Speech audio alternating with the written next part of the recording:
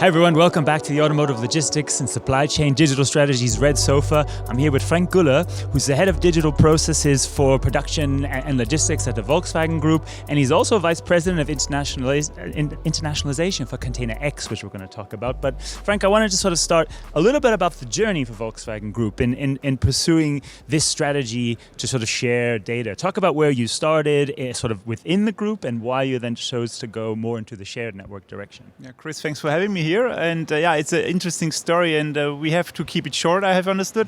Volkswagen started at 2018 talking about platforms, and the first discussion was internal platforms. We had a big collaboration alliance with AWS, and we started to build a production platform, and then we thought, oh cool, why shouldn't we use that with our suppliers, and why shouldn't we engage them and to give them the chance to interact with us also on that platform.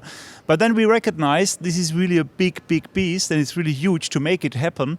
And then we also saw that this is not growing the way we wanted to have it. Then Catena-X came up, and we said, hey, that's the right idea. Having strong players in the automotive industry together, having the same idea, having the same agenda. And then we said, yeah, we want to join it. We want to play together with the tier ones, the tier twos, the OEMs, to follow the idea of collaboration, of a secure data exchange. And that's the story we have started 2.5 years ago together with the Catena-X community. And now we are playing, hopefully, an important role to also shape it and to make it happen. Absolutely. So, I mean, in the beginning, Volkswagen Group seemed probably the big thing to connect, but you quickly realized everyone has to be a part of this journey to reach some of these objectives. What are some of the key objectives you'd point to in the Catena-X shared network? Yeah, I mentioned it in the beginning. I think the very first thing is the sovereignty on my own data.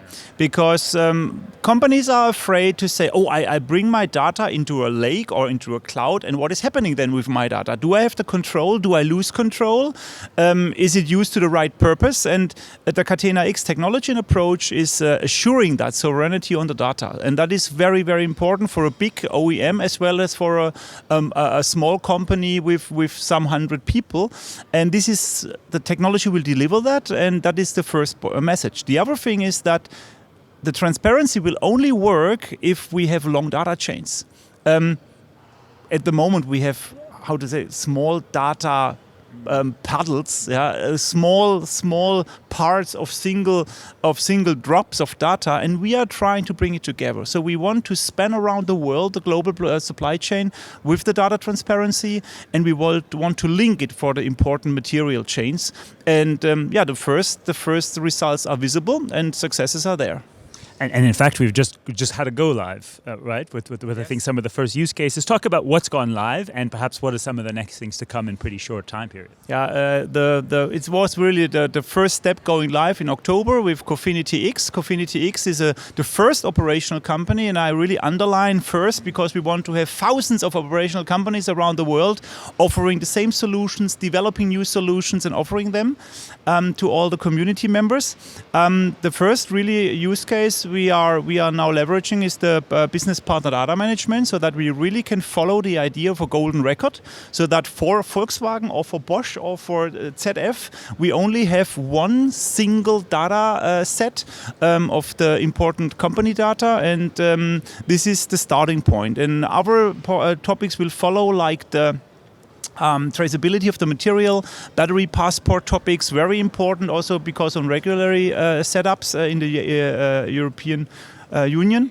And therefore, the next 12 months will be very interesting to see what is coming out.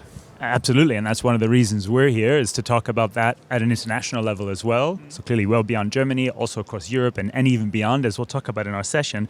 But finally, just a last point, what are some of the barriers that you think Volkswagen and the industry still confront here and have to kind of jump over to really scale and reach at this high level of shared network data? I think there are two barriers. The first one, we are in the middle of the discussion. It's the thing that we have started it in Europe, we have started it in Germany, but it's not a German thing. It's definitely global, and it's definitely collaborating around the world.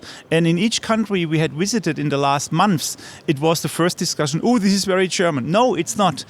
We talked to the Japanese companies. We said, we want you with your network to be a part of this network of networks. We want the Chinese companies and associations also be a part. And that is a lot of communicational work we are doing, so I'm happy to be here.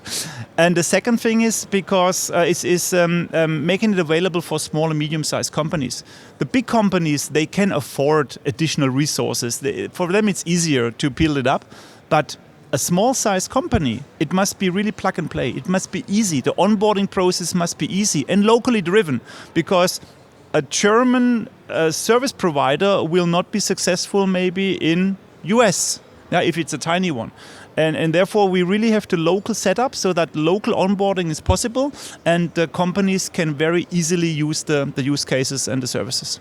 Well, as I said, we're very happy to have you here, be sharing this message with our global audience. It's just the beginning. We're happy to come on the journey with you. So thanks very much for joining us here on the Red Sofa and at Automotive Logistics and Supply Chain Digital Strategies. It was a pleasure. Thank you, Chris.